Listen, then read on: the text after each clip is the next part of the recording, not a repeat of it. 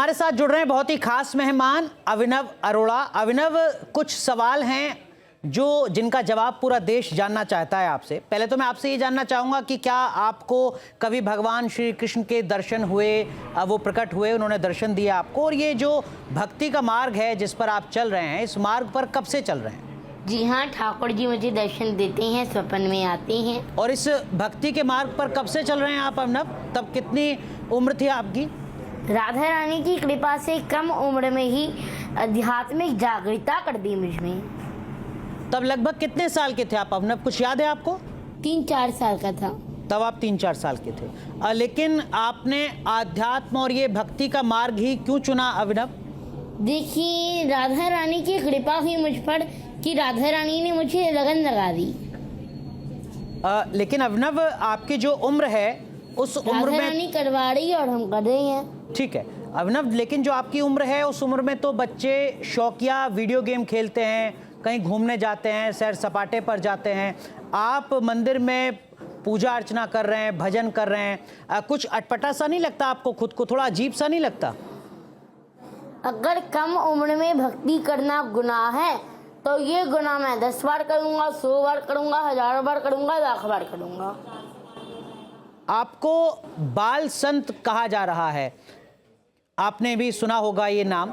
बाल संत का मतलब क्या होता है और क्या आपको लगता है कि आप इस मैं तो कहता हूँ कि मुझे बाल संत मत कहिए। जी, क्यों ना कहें आपको बाल संत? मैं तो कहता हूँ मुझे बाल संत मत कहिए।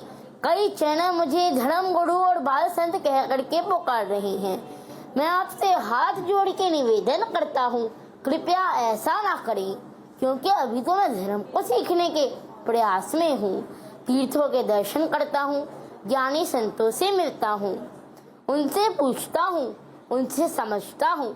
मैं तो सनातन धर्म का प्रचार करना चाहता हूँ।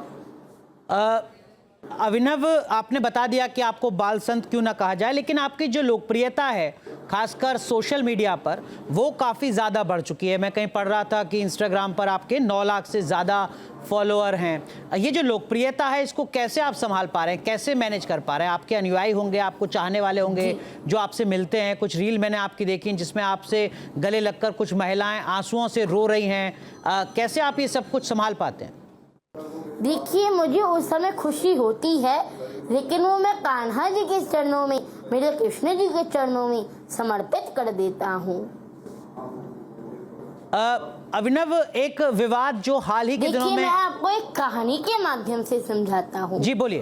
एक राजा था, उसका बहुत ही प्यारा सा हाथी था। जब भी राजा शहर में निकलता तो उस हाथी पर बैठ के निकलता था, तो सब उन्हें प्रणाम करते थे।